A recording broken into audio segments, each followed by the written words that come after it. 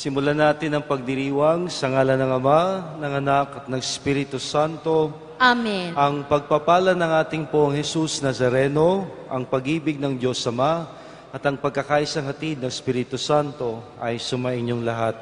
At sumaiyo rin. Isang pinagpalang araw ng pagsamba para sa ating lahat. Ngayon po ang huling weekend sa buwan ng Febrero at ating ipagpasalamat ang mga kaganapan na nangyari sa buwang ito. Gayun din, ilang araw na lang po ay magsisimula na ang bagong panahon sa simbahan, ang Kwaresma sa darating na Miyerkules. Upang tayo maging karapat-dapat sa ating pagdiriwang, hingin natin sa Diyos ang kapatawaran sa mga pagkakataong siya'y nawala ng lugar sa ating isip, puso at buhay.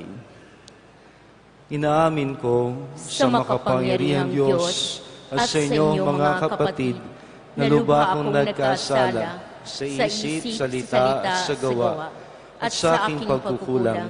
Kaya't isinasamo ko sa mahal na Birheng Maria, sa lahat ng mga anghel at mga banal, at sa inyo mga kapatid na ako'y panalangin sa Panginoong ating Diyos.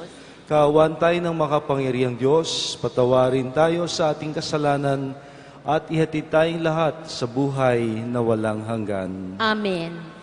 Panginoon, kaawaan mo kami. Panginoon, kaawaan mo kami. Kristo, kaawaan mo kami. Kristo, kaawaan mo kami. Panginoon, kaawaan mo kami. Panginoon, kaawaan mo kami.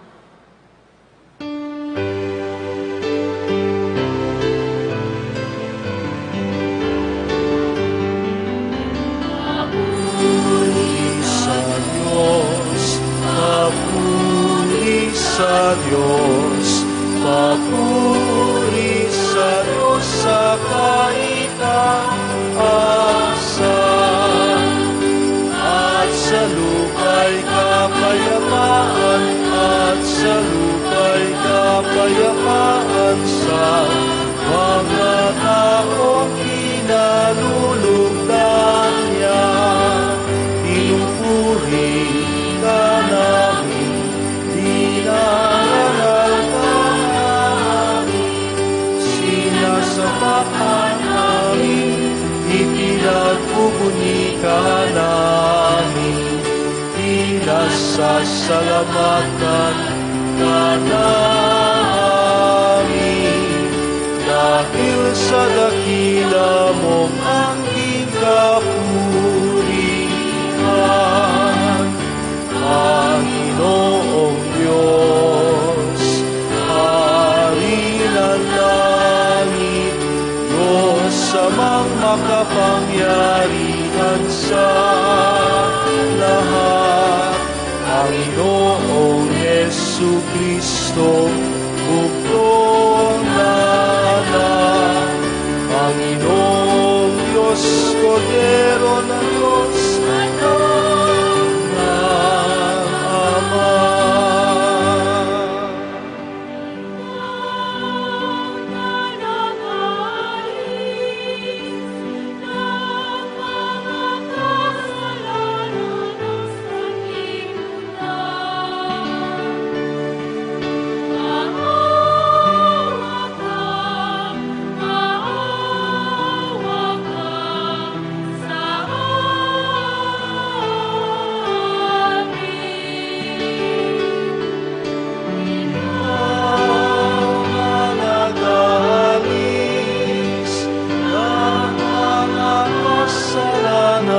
sa amin.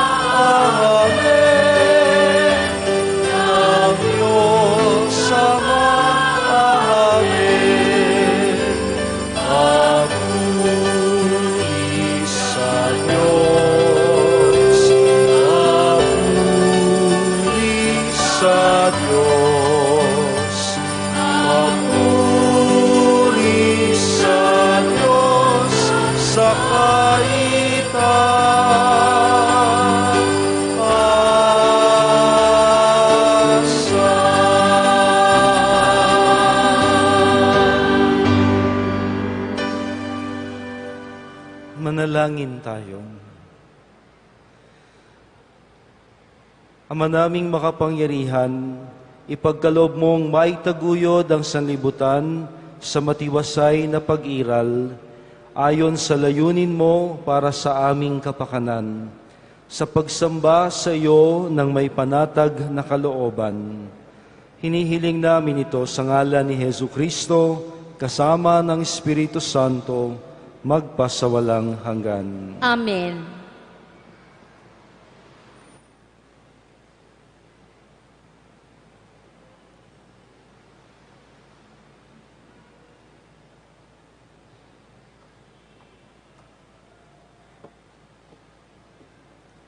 Pagbasa mula sa aklat ni Propeta Isaías.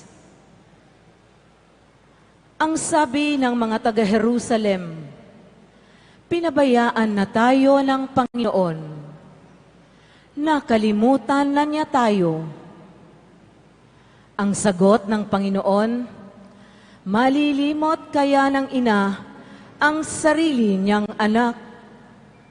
Hindi kaya niya mahalin ang sanggol na iniluwal? Kung mayroon mang inang lumilimot sa kanyang bunso, ako'y hindi lilimot sa inyo kahit na sandali.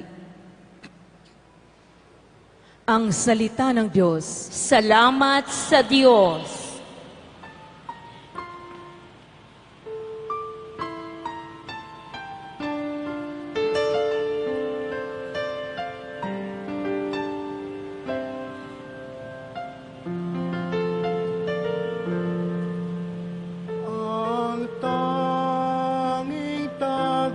Pagligtas ay ang Diyos kong kalasag. Ang tanging tagapagligtas ay ang Diyos kong kalasag.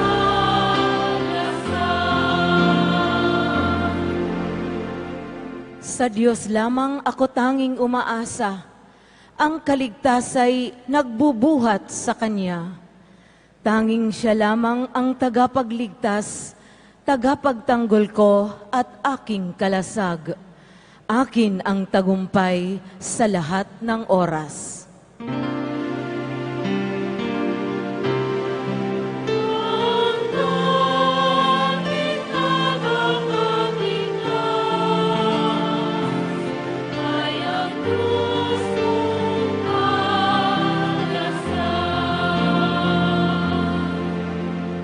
Tanging sa Diyos lang ako umaasa. Ang aking pag-asa'y tanging nasa Kanya. Tanging Siya lamang ang tagapagligtas, tagapagtanggol ko at aking kalasag. Akin ang tagumpay sa lahat ng oras.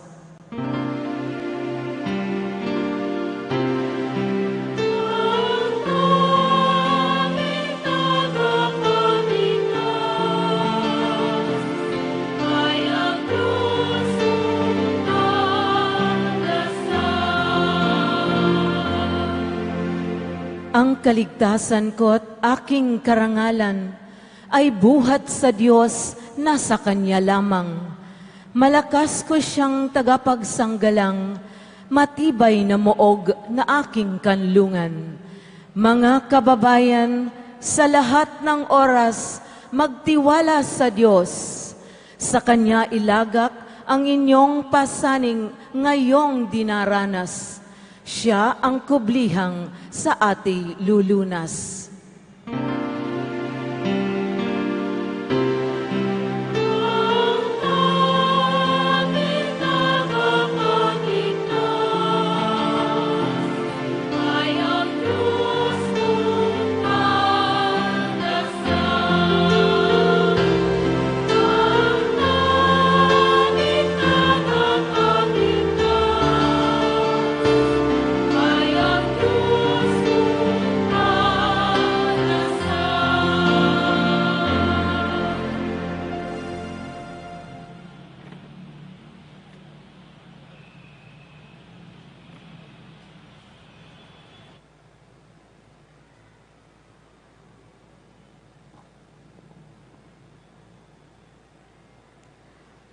Pagbasa mula sa unang sulat ni Apostol San Pablo sa mga taga-Korinto.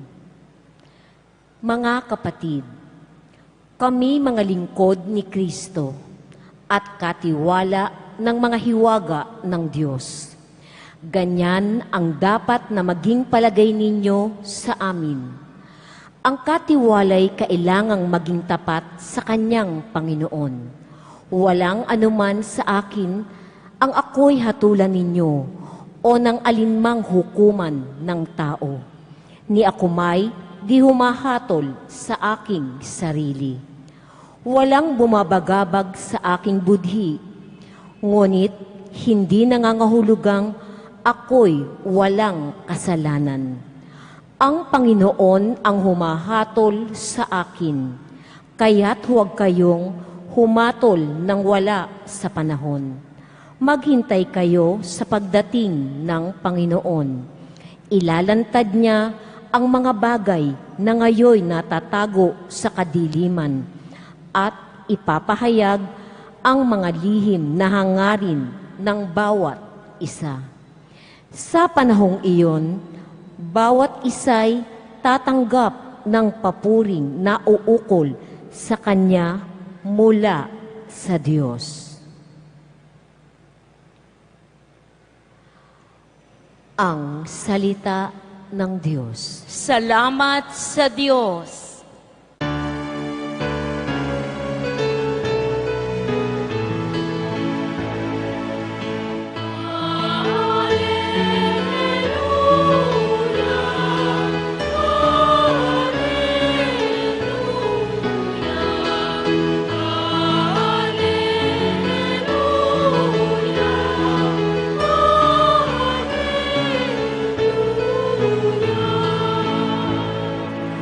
Buhay ang salita ng Diyos, ganap nitong natatalos, tanang ating niloloob.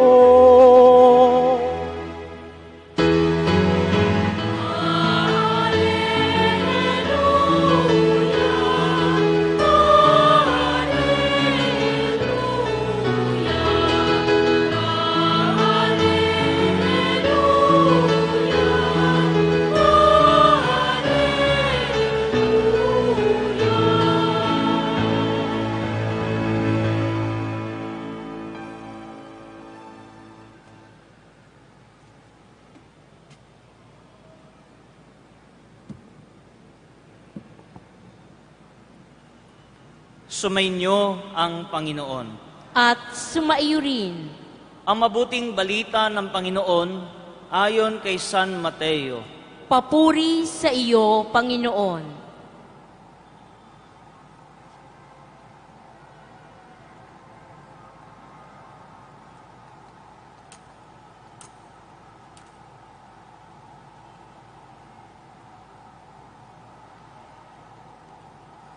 Noong panahong iyon, sinabi ni Jesus sa kanyang mga alagad, walang makapaglilingkod ng sabay sa dalawang Panginoon, sapagkat kapopotan niya ang isa at iibigin ang ikalawa.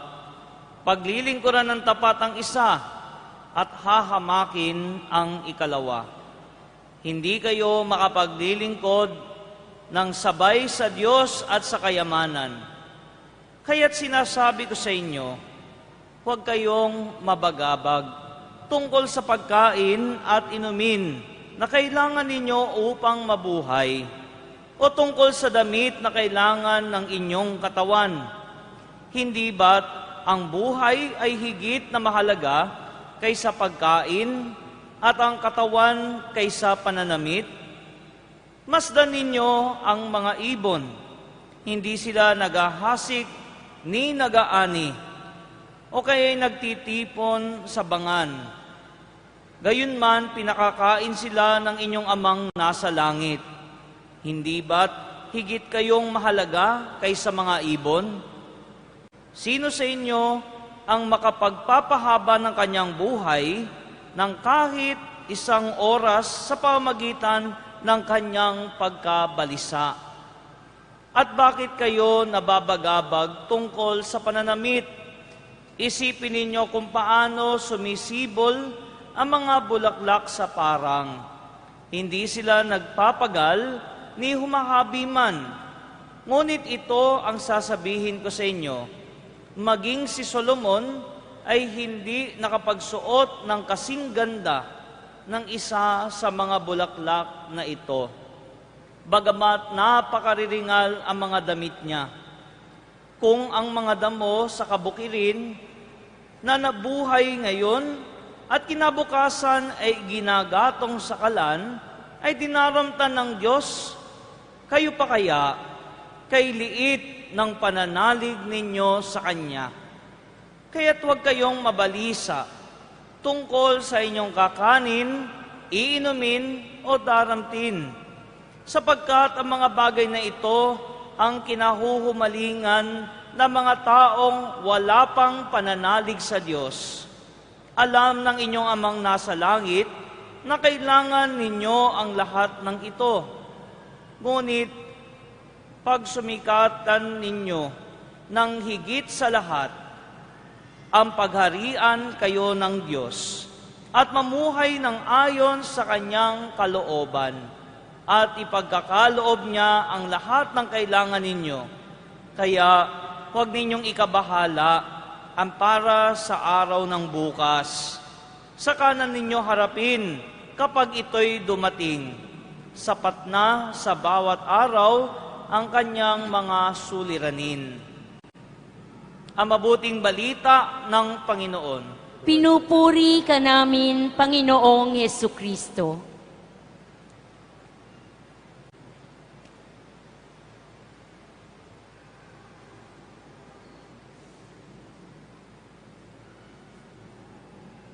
Isang pinagpalang araw ng pagsamba po sa ating lahat. Tayo po ngayon ay nasa ika-8 linggo sa pangkaraniwang panahon at ilang araw na lang po ay atin nang sisimulan ang Kwaresma sa pamamagitan ng pagpapahid ng abo sa darating pong Miyerkules. Ngayon po ay marami ang medyo natataranta o nag-aalala. Noong isang araw, nung binuksan ko po yung mga envelope intentions doon sa aming altar ng Perpetual Help, marami ho kong nabasang intention na please pray for my medical physician board exams, March 5 and 6, 10 and 12. Tama ba? Or 11 and 12, 10 and 11. Dalawang weekend. Tapos meron din hong Mother of Perpetual Help, please pray for my civil service board exam, civil service exam. At yung mas recent, mas malapit yung medical technology board exams ngayong weekend. Ito ay ilan lang sa mga alalahanin natin ng ating mga kapatid na dagdag pa ang alalahanin ng trabaho, ng kalusugan, at ng iba't iba pang mga bagay sa araw-araw. Noong isang araw po, napanood ko sa television ang isang panayam or interview sa direktor ng My X and Y's. Di ko lang matandaan yung pangalan. Medyo dinadalaw na ako ng pagkamalilimutin. But she said, alam mo, Tito Boy, ngayon, I live by the day. Hindi na ako nagpaplano para bukas o para sa susunod na taon kasi life is too short and I live by the day. Ito ay isang magandang paalala sa atin na hindi lang siya, kundi tayo ring lahat ay pinaalalahanan na ano bang magagawa natin sa pagkakaroon ng maraming alalahanin. Ano bang maidadagdag ng pagkabahala. Sa akin hong pagninilay, akin pong nabuo itong mga sawikain na pwede ho nating pagnilayan at bigyang pansin. Di ko lang ho na ipa-encode sa ating technician kanina, pero madali naman hong i-memorize. Pakinggan lang muna po natin. Ang taong maraming alalahanin, laging matatakutin. At madalas, pati katawan ay nahahapo din. Agree? It will not sink that easily. Again, ulitin ho natin. Ang taong maraming alalahanin, laging matatakutin. At madalas, katawan ay nahahapo din. Marami ho ngayon ang nagkakasakit, nai-stress. Isa na ho ako sa nai-stress. Pasalamat ko at ako'y nakabalik dito sa harapan ninyo matapos ang matagal na panahong pagkawagla dahil ho sa stress, worry. And I came to realize this very beautiful expression. Ang taong maraming alalahanin, madalas matatakutin. Kasi parang lagi siyang merong deadline na hinahabol. At pag hindi niya natapos, hindi niya nakamit yung kanyang gustong marating o makamit, marami pong takot na sumasagi sa isip. Ano na lang ang sasabihin ng tao? Paano na lang yung mga taong umaasa sa akin? Ano nang mangyayari sa buhay namin? Ito ho ang bunga ng maraming alalahanin. Tayo'y nagiging matatakutin. At kasama na ho sa pagiging matatakutin, yung pagkakasakit natin. Pati katawan ay nahahaputin. Life is too short. Gusto ba nating igugulin ang buhay natin sa pag-aalala na hindi naman makakaragdag ng ating buhay? In fact, makakapagpaiksi pa. So, keep that in mind. Ang taong maraming alalahanin, laging matatakutin, at madalas katawan ay nahahapo din. Ulitin nga ho natin, I hope makasabay po tayo. Ang taong maraming alalahanin, madalas matatakutin, laging matatakutin, at madalas katawan ay nahahapo din. Ang taong maraming alalahanin, laging matatakutin, at madalas katawan ay nahahapo din. Now, ano ho ang antidote? Ano ang kasagutan sa ganitong kamulatan o kamalayan na ating napagtanto? Na wala palang ibubunga ang pag-aalala. Nai-stress lang tayo, napapagod tayo, nagkakasakit tayo, napufrustrate tayo, sumasama ang loob natin, only to realize yun lang pala ang ating magagawa. So meron hong bitterness, di ba? So ito ho ang sagot. Sa halip na maging maraming alalahanin, ang taong nagtitiwala, hindi nababahala, pagkat may Diyos siyang katuwang sa paggawa. Ang taong nagtitiwala, hindi nababahala, pagkat may Diyos siyang katuwang sa paggawa. Kadalasan, pag pananampalataya ho ang ating pinag-uusapan, automatic sumasagi sa isip natin, nasa Diyos ang awa, nasa tao ang gawa. Bahala na ang Diyos. Pero ho, maraming sablay yung ganyang kasabihan na hindi natin pwedeng iasa ang lahat sa Panginoon at wala na tayong gagawin. Kailangan po tayong makipagtulungan sa Diyos dahil ang biyaya ng Diyos ay kumikilos sa pagkilos din natin. Kaya nga po, ito ang aking mungkahing kasabihan na sana'y magpapaalala sa atin na bagamat tayo nagsisikap sa buhay, huwag nating kalimutang magtiwala sa Diyos dahil ang taong nagtitiwala, hindi nababahala pagkat may Diyos siyang katuwang sa paggawa. Ulitin nga natin, ang taong nagtitiwala, hindi nababahala pagkat may Diyos siyang katuwang sa paggawa. Actually, marami hong awitin tayong bukang bibig na natin sa mga simbahan na pwede rin ho nating pagnilayan na maganda hong hayaan nating tumimo sa ating kaisipan at lumapat sa ating kalooban upang lahat ng takot, lahat ng pag-aalala ay magkaroon ng katiwasayan. Di ba lagi ho nating naririnig sa awitin, sa Diyos lamang mapapanatag ang aking kaluluwa. Sa Kanya magmumula ang aking kasiyahan at katiwasayan. Muli, wag ho nating kalimutan, ang taong nagtitiwala, hindi nababahala, pagkat may Diyos siyang katuwang sa paggawa.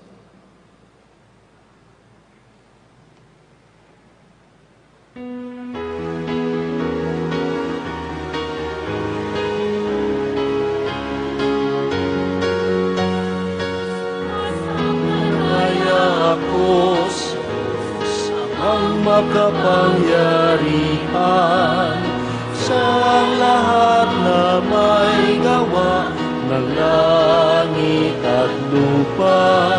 Sumasampalataya ako kay Jesucristo, isang anak ng Diyos, Panginoon nating lahat.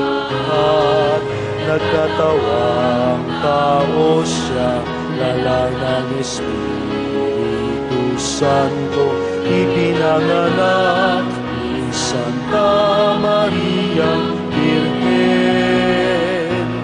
Pinagpakasakit ni Poncio Pilato, pinako sa krus, namatay iniling, nanaog sa pinaroonan ng mga yumao.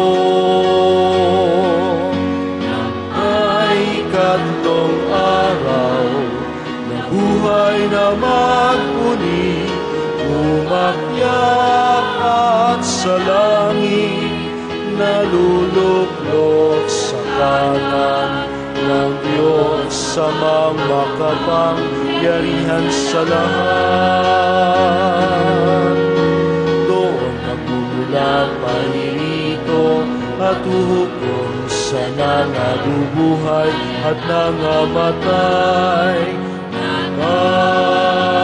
Ako, sumasampalataya naman ako sa Diyos Espiritu Santo, sa banal na simbahang Katolika, sa kasamahan ng mga banal, sa kapatawaran ng mga kasalanan, sa pagkabuhay na muli ng nangamatay na tao, at sa buhay na walang hanggan. Amen.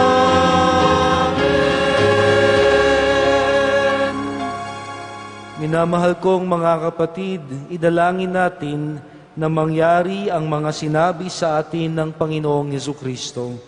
Ang ating tugon sa bawat kahilingan, Panginoong Diyos, dinggin mo ang aming panalangin. Panginoong Diyos, dinggin mo ang aming panalangin. Upang si Kristong Diyos na Hari ay maipakilala ng ating simbahan sa mga bansang ang sinasambay ang kayamanan, manalangin tayo. Panginoong Diyos, dinggin mo ang aming panalangin. Upang ang ating mga kabataan ay huwag mahumaling sa pagkain, inumin, damit, cellphone at mall, manalangin tayo. Panginoong Diyos, dinggin mo ang aming panalangin. Upang maging marunong ang mga ama na magbigay ng mabubuting bagay na kailangan ng kanilang mga anak, manalangin tayo. Panginoong Diyos, dinggin mo ang aming panalangin.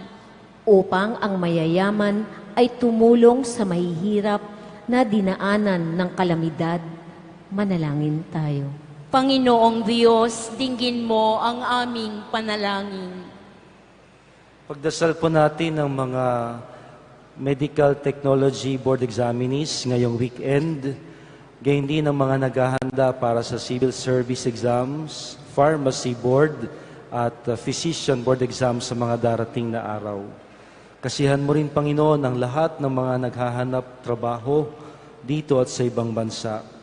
Naway patuloy kaming magtiwala sa iyo sa pagsisikap namin sa aming araw-araw na paggawa. Manalangin tayo. Panginoong Diyos, dinggin mo ang aming panalangin.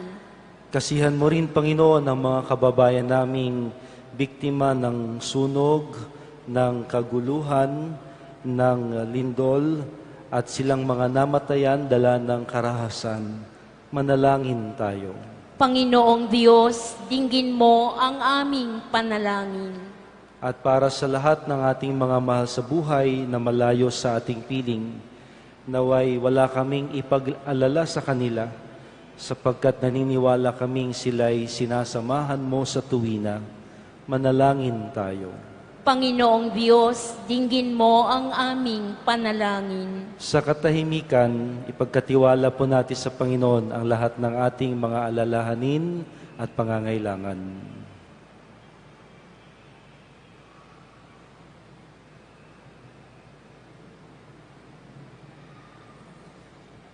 O Diyos, amang makapangyarihan, pinatunayan ni Jesus na sa iyo lamang kami makatatagpo ng kapahingahan at kapanatagan. Naniniwala kami na ang lahat ng aming pangangailangan ay naglalapit sa amin sa iyo upang mapasa amin ang pagpapalang inilaan mo. Hinihiling namin ito sa ngalan ni Hesu Kristo, kasama ng Espiritu Santo, magpa sa walang hanggan. Amen.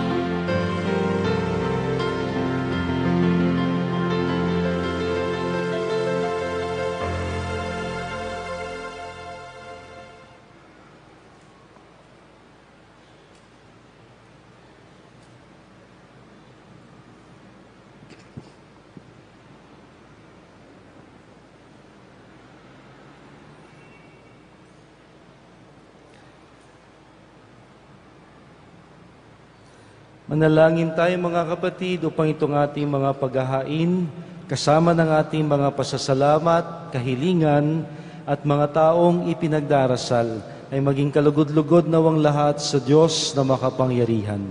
Tanggapin nawa ng Panginoon itong paghahain sa iyong mga kamay, sa kapurihan niya at karangalan, sa ating kapakinabangan, at sa buong sambayanan niyang banal.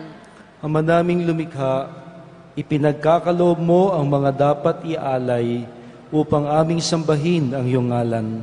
Kaawaan mo kami at pagbigyan upang ang iyong kaloob para kami makapaghain ay mapakinabangan bilang pagpapala mo sa amin. Hinihiling namin ito sa ngalan ni Hesu Kristo, kasama ng Espiritu Santo, magpasawalang hanggan. Amen. Sumainyo ang Panginoon. At sumaiyo rin. Itaas sa Diyos sa inyong mga puso at diwa. Itinaas na namin sa Panginoon. Pasalamatan natin ang Panginoong ating Diyos. Marapat na siya ay pasalamatan. Ama naming makapangyarihan, tunay ngang marapat na ikaw ay aming pasalamatan. Nasa iyo ang aming buhay, pagkilos at pag-iral. Sa pamumuhay namin na araw-araw, tinatamasa namin ang iyong pagmamahal.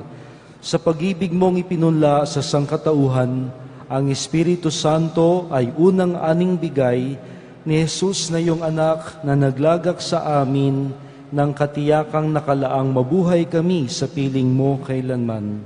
Kaya kaisa ng mga anghel na nagsisiawit ng papuri sa iyo ng walang humpay sa kalangitan, kami nagbubunyi sa iyong kadakilaan.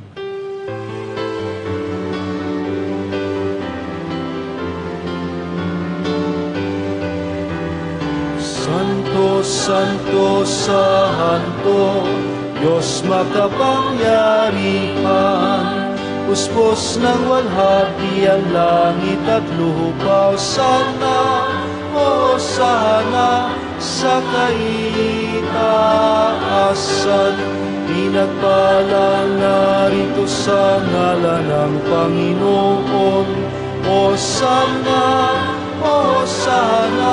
sa kaitaasan, Hosana sa kaitaasan.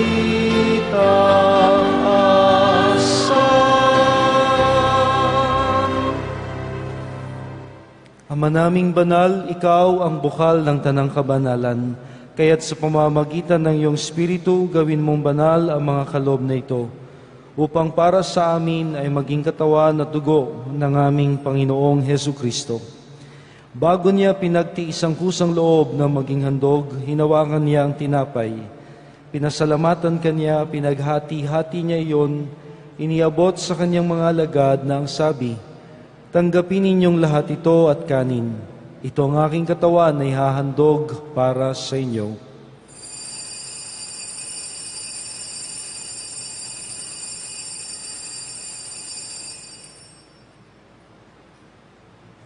Pagkatapos ng hapunan, hinawakan niya ang kalis, muli kaniyang pinasalamatan. Inabot niya ang kalis sa kanyang mga alagad na ang sabi, "Tanggapin ninyong lahat ito at inumin. Ito ang kalis ng aking dugo, ng bago at walang hanggang tipan, ang aking dugo na ibubuhos para sa inyo at para sa lahat, sa kapagpapatawad ng mga kasalanan. Gawin ninyo ito bilang pag-alaala sa akin."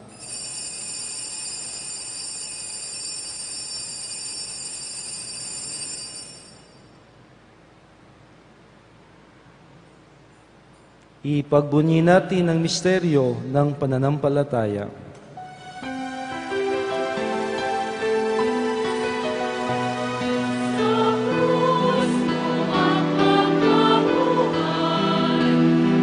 Amin at ubuhos mong tunay, Oo Jesus, naming mahal, iligtas mo kaming tanan. Oo Jesus, naming mahal, ngayon at magpakailanman. Ama, ginagawa namin ngayon ang pag-alaala sa pagkamatay at muling pagkabuhay ni Jesus na iyong anak.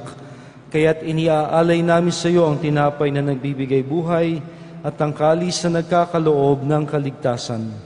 Kami nagpapasalamat dahil kami iyong minarapat na maglingkod sa iyo. Isinasamo namin kaming magsasalo-salo sa katawan at dugo ni Kristo ay mabuklod sa pagkakaisa sa pamamagitan ng Espiritu Santo. Ama, lingapin mo ang iyong simbahang laganap sa buong daigdig. Puspusin mo kami sa pag-ibig, kaysa ni Francisco naming Papa, at ni Luis Antonio naming Obispo, ng kanyang katwang na Obispo at ng Tanang Kaparian. Alalahanin mo rin ang mga kapatid naming nahimlay na may pag-asang sila'y muling mabubuhay. Gayon din ang lahat ng mga pumanaw. Kawan mo sila at patuloyin sa iyong kaliwanagan. Kawan mo at pagidapatin kaming lahat na makasalo sa iyong buhay na walang wakas. Kaysa ng mahal na Birheng Maria na ina ng Diyos, ng kabiyak ng puso niyang si San Jose, kaysa ng mga apostol at ng lahat ng mga banal na namuhay dito sa daigdig ng kalugod-lugod sa iyo, Maipagdiwang nawa namin ang pagpupuri sa ikararangal mo sa pamamagitan ng iyong anak na aming Panginoong Heso Kristo.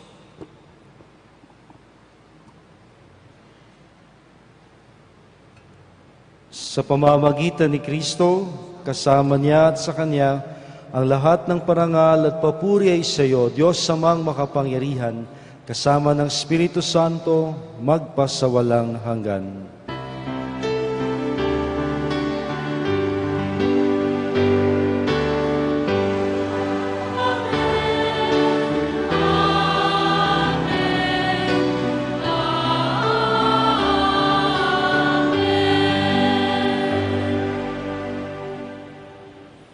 Bilang magkakapatid sa isang Panginoon, sama-sama po nating awitin ang panalangin inihabilin niya sa atin.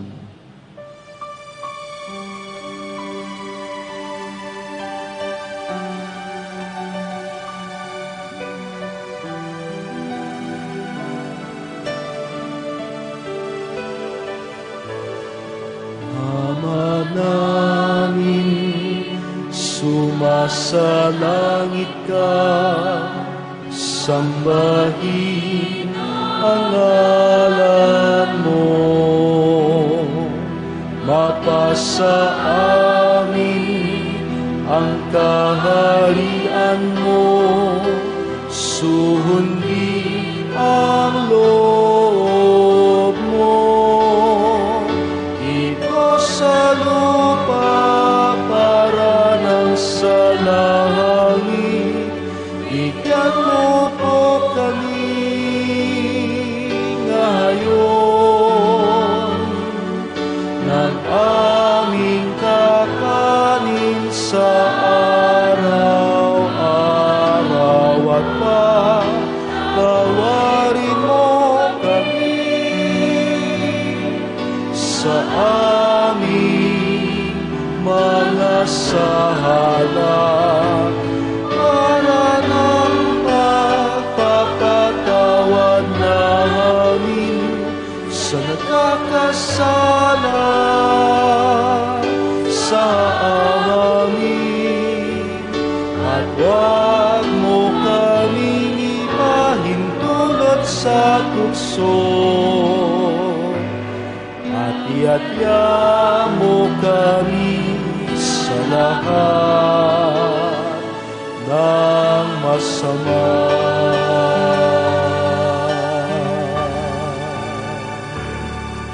Hinihiling namin, Panginoon, na iadya mo kami sa lahat ng masama, pagkalooban ng kapayapaan araw-araw, iligtas sa kasalanan at ilayo sa lahat ng alalahanin at kapahamakan.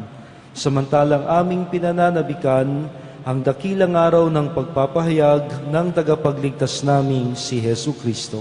Sapagkat iyo ang kaharian at ang kapangyarihan at ang kapurihan magpakailanman. Amen. Panginoong Jesucristo, sinabi mo sa iyong mga apostol, kapayapaan ang iniiwan ko sa inyo, ang aking kapayapaan ang siyang ibinibigay ko sa inyo. Tunghayan mo ang aming pananampalataya at huwag ang aming pagkakasala. Pagkalooban mo kami ng kapayapaan at pagkakaisa ayon sa iyong kalooban, kasama ng Espiritu Santo, magpasawalang hanggan. Amen. Ang kapayapaang hatid at hangad ng Panginoon ay laging sumainyo. At sumaiyo rin. Ating pagsaluhan ang bigay niyang kapayapaan. Peace be with you.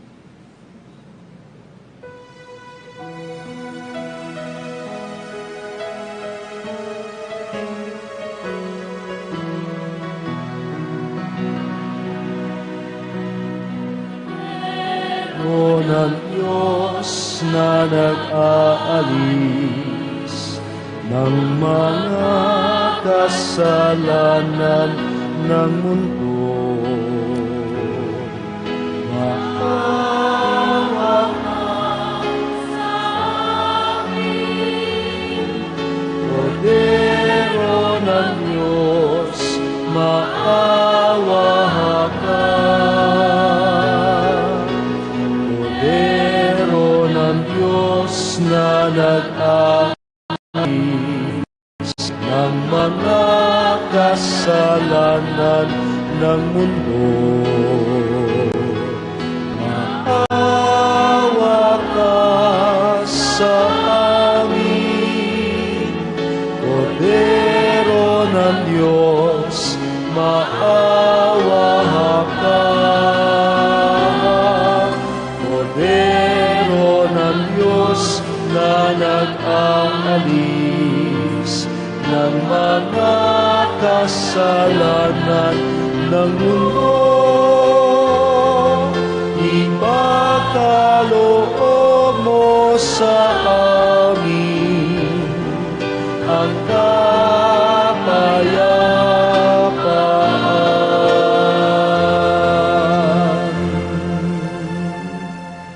Ito si Jesus, ang Kordero ng Diyos. Siya ang Panginoong nagbibigay katiyakan at kapayapaan. Mapalad tayong lahat na sa Kanya'y magtitiwala hanggang kamatayan. Panginoon, hindi ako karapat-dapat na magpatuloy sa iyo, ngunit sa isang salita mo lamang ay gagaling na ako. Ihatid nawa tayo ng katawan at dugo ni Kristo sa buhay na walang hanggan. Amen.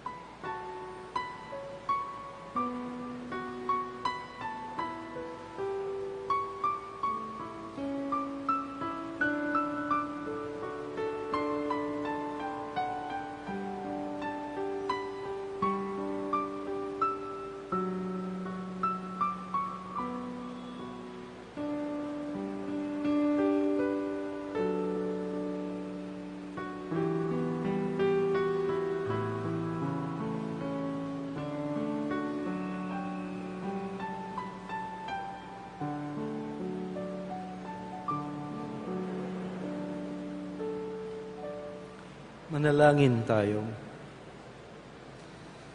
Ama naming mapagmahal, kami iyong pinapakinabang ay iyong kaawaan upang ang aming pinagsaluhan ay magdulot ng aming pakikilahok sa iyong buhay na di nagwawakas. Iniluluhog namin ito sa pamamagitan ni Hesu Kristo kasama ng Espiritu Santo magpasawalang hanggan. Amen. Atin pong pasalamatan ang ating punong tagapagdiwang para sa misang ito, si Reverend Father Robin Custodio ng Society of the Most Blessed Sacrament.